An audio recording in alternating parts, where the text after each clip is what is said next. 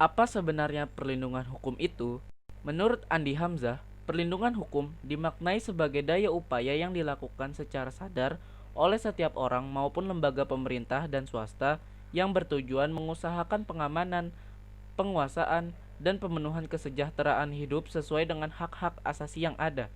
Simanjuntak mengartikan perlindungan hukum sebagai segala upaya pemerintah untuk menjamin adanya kepastian hukum serta memberi perlindungan kepada warganya agar hak-haknya sebagai seorang warga negara tidak dilanggar, dan bagi yang melanggarnya akan dapat dikenakan sanksi sesuai peraturan yang berlaku. Dengan demikian, suatu perlindungan dapat dikatakan sebagai perlindungan hukum apabila mengandung unsur-unsur sebagai berikut. 1. Adanya perlindungan dari pemerintah kepada warganya. 2. Jaminan kepastian hukum. 3. Berkaitan dengan hak-hak warga negara. 4. Adanya sanksi hukuman bagi pihak yang melanggarnya. Pada hakikatnya, setiap orang berhak mendapatkan perlindungan dari hukum. Perlindungan hukum diberikan juga kepada tersangka sebagai pihak yang diduga telah melakukan pelanggaran hukum. Perlindungan hukum terhadap tersangka diberikan berkaitan dengan hak-hak tersangka yang harus dipenuhi agar sesuai dengan prosedur pemeriksaan sebagaimana diatur dalam peraturan perundang-undangan. Sebagai negara hukum, Indonesia wajib melaksanakan proses perlindungan dan penegakan hukum. Negara wajib melindungi warga negaranya dari berbagai macam ketidakadilan, ketidaknyamanan, dan penyimpangan hukum lainnya. Selain itu, negara mempunyai kekuasaan untuk memaksa seluruh warga negaranya untuk melaksanakan semua ketentuan-ketentuan yang berlaku. Perlindungan dan penegakan hukum sangat penting dilakukan karena dapat mewujudkan hal-hal berikut ini. A. Tegaknya supremasi hukum. Supremasi hukum bermakna bahwa hukum mempunyai kekuasaan mutlak dalam mengatur pergaulan manusia dalam berbagai macam kehidupan. B. Tegaknya keadilan. Tujuan utama hukum adalah mewujudkan keadilan bagi setiap warga negara.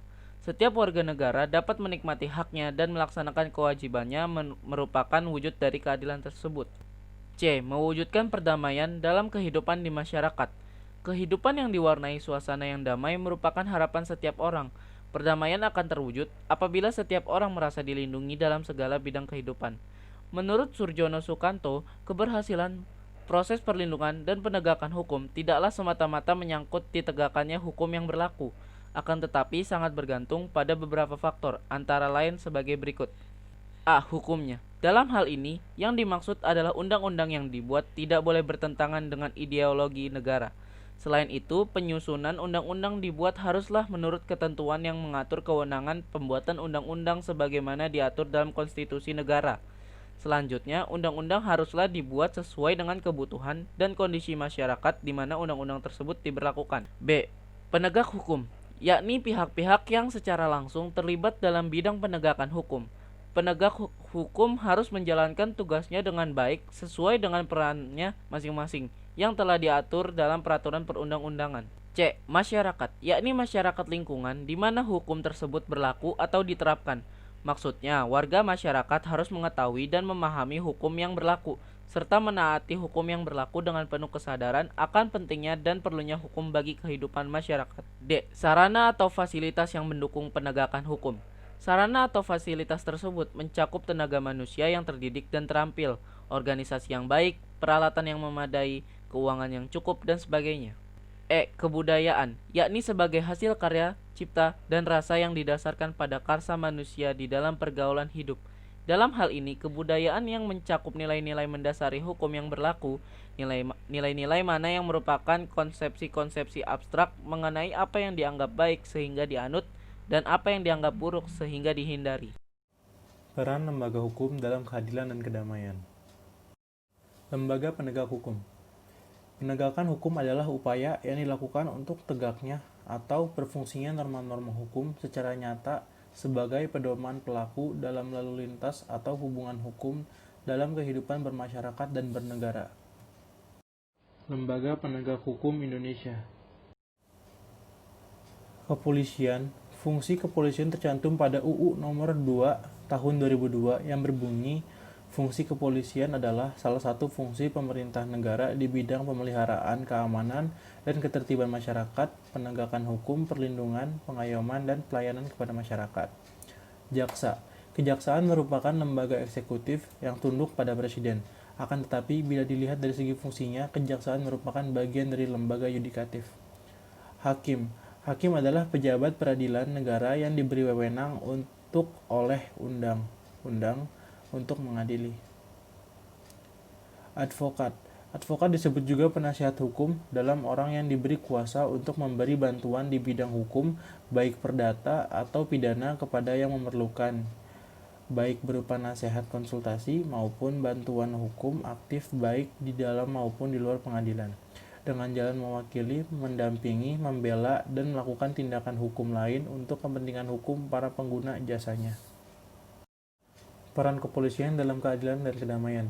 Yang pertama, melakukan penangkapan, penahanan, penggeledahan, dan penyitaan, melarang setiap orang meninggalkan atau masukin tempat kejadian perkara untuk kepentingan penyidikan, membawa dan menghadapkan orang kepada penyidik dalam rangka penyidikan, menyuruh berhenti orang yang dicurigai dan menanyakan serta memeriksa tanda pengenal diri, melakukan pemeriksaan dan penyitaan surat, memanggil orang untuk didengar dan diperiksa sebagai tersangka atau saksi. Peran Kejaksaan Agung Republik Indonesia. Yang pertama, bidang pidana, melakukan penuntutan, melaksanakan penetapan hakim dan putusan pengadilan yang telah memperoleh kekuatan hukum tetap, melakukan pengawasan terhadap pelaksanaan keputusan pidana bersyarat, putusan pidana pengawasan, dan keputusan lepas bersyarat, melakukan penyidikan terhadap tindak pidana tertentu berdasarkan undang-undang. Perdata dan TUN. Kejaksaan dengan kuasa khusus dapat bertindak baik di dalam maupun di luar pengadilan untuk dan atas nama negara atau pemerintah. Dalam bidang ketertiban dan ketentraman umum, peningkatan kesadaran hukum masyarakat, pengamanan kebijakan penegakan hukum, pengawasan peredaran barang cetakan, pengawasan aliran kepercayaan yang dapat membahayakan masyarakat dan negara, pencegahan penyalahgunaan dan atau penodaan agama, dan terakhir penelitian dan pengembangan hukum serta statistik kriminal. Peran kehakiman. Pengadilan secara umum mempunyai tugas untuk mengadili perkara menurut hukum dan tidak membeda-bedakan orang. Mengadili merupakan serangkaian tindakan hakim untuk menerima, memeriksa, dan memutuskan perkara hukum berdasarkan asas bebas, jujur, dan tidak memihak di sebelah sidang pengadilan berdasarkan ketentuan perundang-undangan. Perannya itu mengadili perkara sesuai undang-undang, memutuskan perkara hukum, menyelenggarakan proses peradilan. Peran advokat. Advokat adalah orang yang berprofesi memberi jasa hukum baik di dalam maupun di luar pengadilan. Jasa hukum yang diberikan merupakan konsultasi hukum, bantuan hukum, menjalankan kuasa, mewakili, membela, mendampingi, dan melakukan tindakan hukum. Tugas advokat secara khusus adalah membuat dan mengajukan gugatan, jawaban, tangkisan, sangkalan, memberi pembuktian, mendesak, segera disidangkan atau diputuskannya perkara, dan sebagainya. Sekian, terima kasih. Dinamika pelanggaran hukum.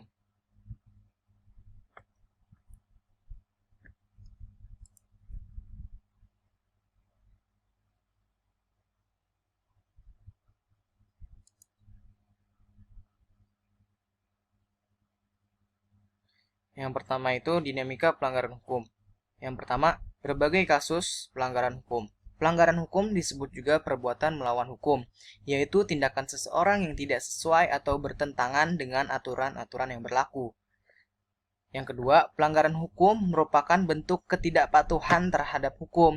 Ketidakpatuhan tersebut terhadap hukum dapat disebabkan oleh dua hal. Yang pertama itu, si pelaku pelanggaran sudah dianggap sebagai kebiasaan, bahkan kebutuhan. Yang kedua, hukum yang berlaku sudah tidak sesuai lagi dengan tuntutan kehidupan. Nah, contoh perilaku yang bertentangan dengan hukum. Yang pertama itu dalam keluarga. Yang pertama, mengabaikan perintah orang tua. Yang kedua, mengganggu kakak atau adik yang sedang belajar. Yang ketiga, ibadah tidak tepat waktu. Yang keempat, menonton tayangan yang tidak boleh ditonton anak-anak atau di bawah usia. Yang kelima, menonton TV sampai larut malam. Yang terakhir, membangun kesiangan. Selain itu ada dalam lingkungan sekolah. Yang pertama, mencontek ketika ulangan, datang ke sekolah terlambat, bolos mengikuti pelajaran, tidak memperhatikan penjelasan guru. Yang terakhir, berpakaian tidak rapi dan tidak sesuai dengan yang ditentukan sekolah. Nah, ini ada dalam lingkungan masyarakat. Yang pertama itu mangkir dari tugas ronda malam. Yang kedua, tidak mengikuti kerja bakti dengan alasan yang tidak jelas. Yang ketiga, main hakim sendiri. Yang keempat, mengkonsumsi obat-obatan terlarang. Yang kelima, melakukan tindakan diskriminasi kepada orang lain. Yang keenam, melakukan perjudian. Yang terakhir, membuang sampah sembarangan. Dalam lingkungan bangsa dan negara. Nah, yang pertama, tidak memiliki KTP. Yang kedua, tidak memiliki SIM. Yang ketiga, mematuhi rambu-rambu lalu lintas. Dan lainnya. Nah, yang kedua ini macam-macam sanksi atas pelanggaran hukum. Sanksi norma hukum adalah tegas dan nyata. Hal tersebut mengandung pengertian sebagai berikut. Yang pertama, tegas berarti adanya aturan yang telah dibuat secara material, telah diatur. Misalnya, dalam hukum pidana mengenai sanksi diatur dalam pasal 10 KUHP. Dalam pasal tersebut ditegaskan bahwa sanksi pidana berbentuk hukuman yang mencakup pertama, hukuman pokok yang terdiri atas satu, hukuman mati. Yang kedua, hukuman penjara yang terdiri dari hukuman seumur hidup dan hukuman sementara waktu atau setinggi-tingginya 20 tahun atau sekurang-kurangnya 1 tahun. Yang kedua itu hukuman tambahan yang terdiri dari pertama itu pencabutan hak-hak tertentu. Yang kedua, perampasan atau penyitaan barang-barang tertentu. Yang ketiga, pengumuman keputusan hukuman hakim.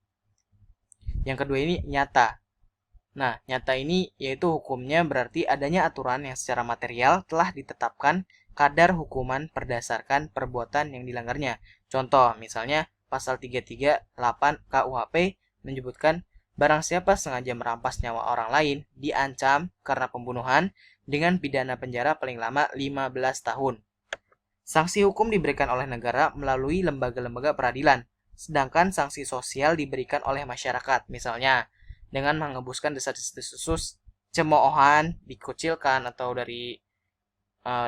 dari pergaulan, bahkan yang paling berat diusir dari lingkungan masyarakat setempat. Jika kedua sanksi tersebut juga tidak mampu mencegah orang dari perbuatan melanggar aturan, ada satu jenis sanksi lainnya, yaitu sanksi psikologis.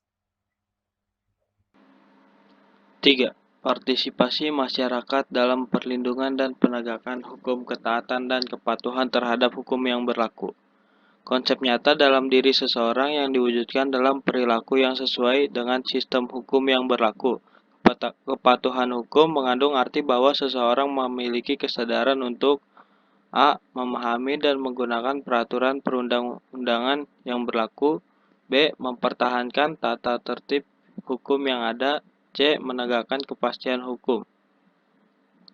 Ciri-ciri seseorang yang berperilaku sesuai dengan hukum yang berlaku dapat dilihat dari perilaku yang diperbuatnya. A. Disenangi oleh masyarakat pada umumnya. B. Tidak menimbulkan kerugian bagi diri sendiri dan orang lain. C. Tidak menyinggung perasaan orang lain. D. Menciptakan keselarasan. E. Mencerminkan sikap sadar hukum.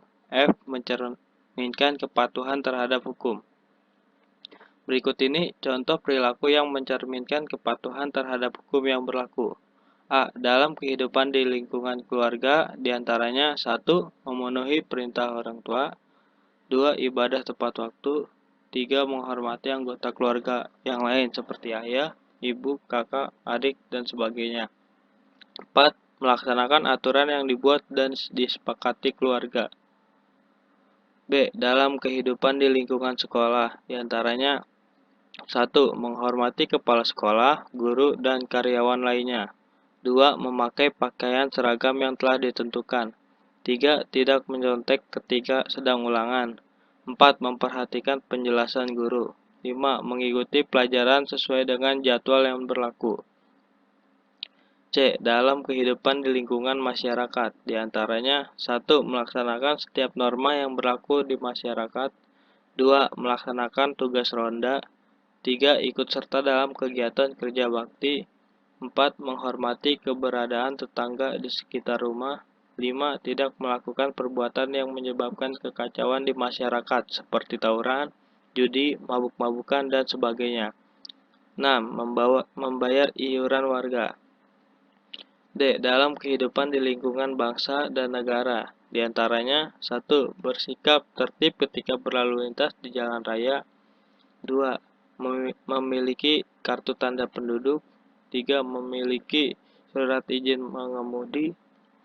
4. Ikut serta dalam kegiatan pemilihan umum. 5. Membayar pajak. 6. Membayar retribusi parkir.